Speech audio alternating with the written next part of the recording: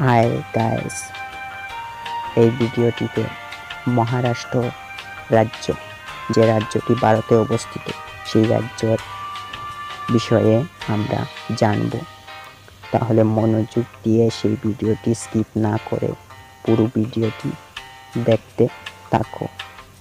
তাহলে মহারাষ্ট্র সে যে জানা অজানা কথাগুলি জানতে পারবে। Let's start. মহারাষ্ট্র ভারতের পশ্চিম দিকে অবস্থিত একটি রাজ্য। মহারাষ্ট্র হল ভারতের তৃতীয় বৃহত্তম রাজ্য। এই রাজ্যের রাজধানীর নাম হলো মুম্বাই। এই রাজ্যের জেলা প্রাথমিকভাবে ২৪টি ছিল। বর্তমানে এই রাজ্যের জেলা হলো ৩৩টি।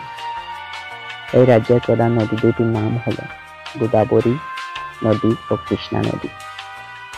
মহারাষ্ট্রের সরকারি ভাষা হলো মারাঠি। মহারাষ্ট্রের হাইকোর্টের নাম হলো বোম্বে হাইকোর্ট। এ রাজ্যের আয়তন হলো ৩,০৭,৭০৩ বর্গ কিলোমিটার। তাহলে এখন আমরা মহারাষ্ট্রের জানবো মহারাষ্ট্র রাজ্যটি কিভাবে উৎপত্তি হলো। মহারাষ্ট্র পূর্বতন বোম্বে প্রদেশের অন্তর্গত ছিল। ১৯৬০ সালে বোম্বে প্রদেশ বিভক্ত হয়ে মহারাষ্ট্র ও গুজরাট এই দুটি প্রদেশ প্রতিষ্ঠিত হয়।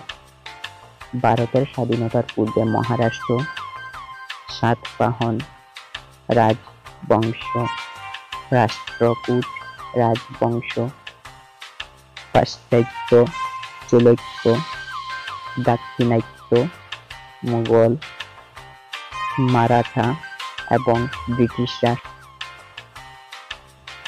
শাসন করত। তাদের রেখে যাওয়া ধ্বংসাবশেষ, স্মৃতিসৌধ, দুর্গ এবং উপাসনালয়গুলি রাজ্য জুড়ে আছে।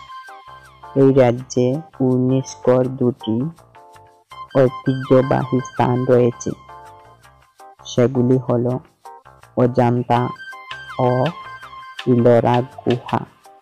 মহারাষ্ট্রের পশ্চিমে অবস্থিত আরব সাগর,